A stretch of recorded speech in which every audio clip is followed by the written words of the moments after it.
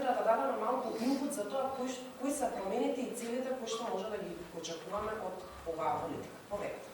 Тимови на општи медицина, стоматологија и гинекологија. Од прилика околу 900 има општа медицина и стоматологија и над 200 има матични лекари гинеколози. Овие вработуваат над 2000 доктори од различни профили очигледно и во основа треба да бидат главната триажа во здравствениот систем, да тие остварат контакт со осигуреникот, пациентот, граѓанинот, да познаваат неговата историја, да го познаваат него и да бидат насочувач дали може да се реши проблемот на тоа ниво, на примарно ниво или треба да се упати на секундарно и терцијарно ниво.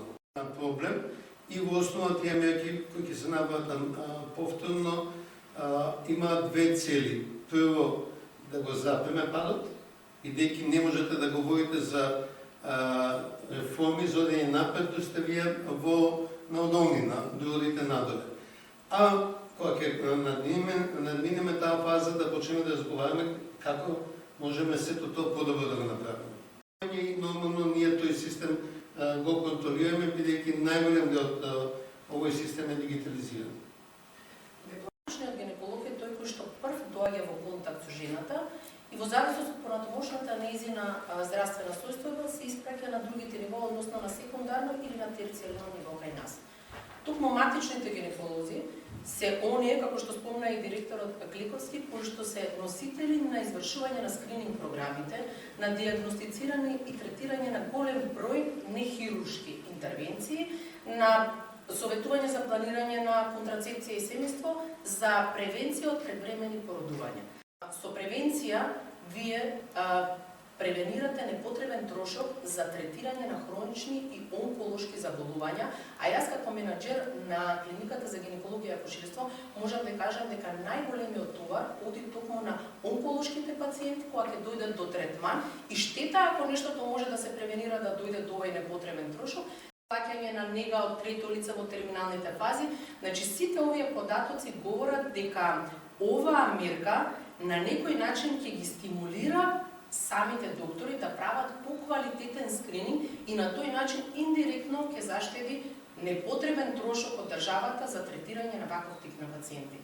Оздравување која што навистина мислам дека на толку рок е добра инвестиција заради тоа што ќе заштеди доста финансиски средства кои непотребно се даваат на третирање на овие типови на пациенти. А ние на терцијарно ниво непотребно нема да ја трошиме човечките ресурси баш на третирање на вакви пациенти, него ќе се сконцентрираме на она за што навистина е наменето терцијарното ниво.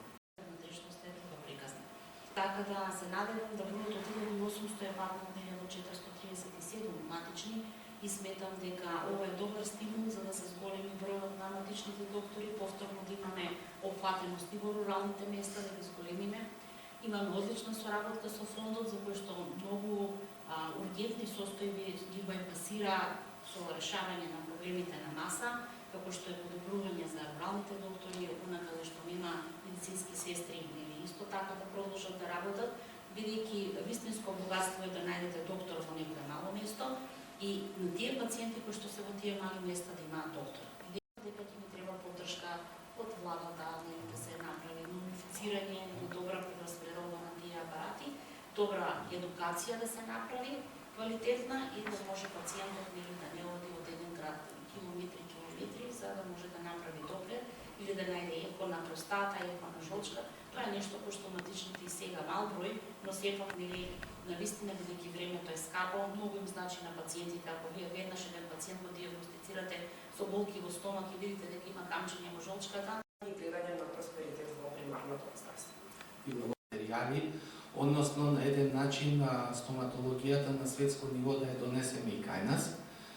Тоа секако ќе биде најголем бенефит за нашите пациенти кои ќе осетат навистина една стоматолошка заштита која прилега, која е достапна сега и кај нас и ќе бидат задоволни од стоматолошката заштита која ќе ја пружиме како матични стоматолози.